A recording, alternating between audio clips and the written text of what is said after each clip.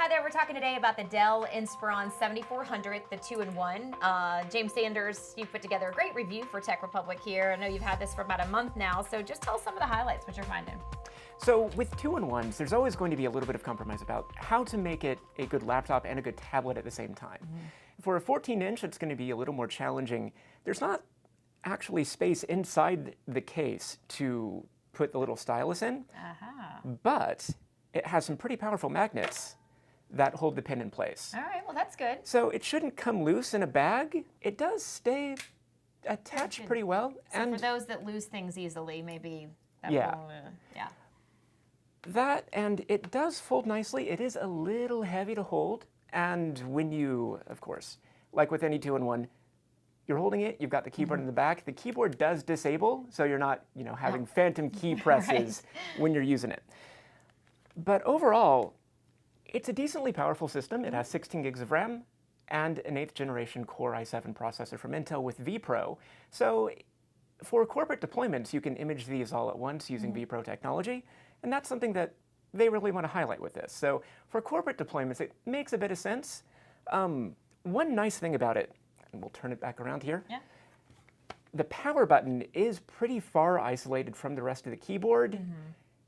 If you do a lot of very fast typing, if it's on the keyboard, you can accidentally hit the power button. Yeah. So that is a nice thing to have that separated far out. And there's a really, a wealth of ports here. There's 2 USB-C and 2 USB 3.0 Type A. So you don't have to live the dongle lifestyle like you would with a Mac. Now that's a nice thing. And of course it has HDMI out, and you can use the USB-C with Thunderbolt, so you can connect DisplayPort monitors as well. Okay. What about price-wise? That's where things get a little bit rough. Thought you'd say that. So this model as configured, and the full specs are in the review, is $2,800. If you're spending your company's money, that might not be that big of a concern. Right. Dell's website has it for lower than that. And sale prices change, so I'm not going to say, hey, the actual price is a lot lower than this. Right. But it shouldn't be too much to break the bank. The biggest competitor for this is going to be, of course, ThinkPads. And the ThinkPad X1 Yoga Gen 4, no, that's a mouthful, That's a mouthful. is going to be around $200 to $400 cheaper. And that has a 4K display. 4K display. That has a 4K display, while this is stuck at 1080p. For most people, they're not going to be able to tell the difference, especially if you're working at a tiny distance. But it is, a moderate price difference for something that's already that expensive. You'd want a little bit more of a wow factor. Right. The nice thing about this is that the stylus input does work really, really well. It is a really mature thing in Windows 10. They've had a lot of time to refine that. It does work well. But the price is a bit of a sticking point. Right.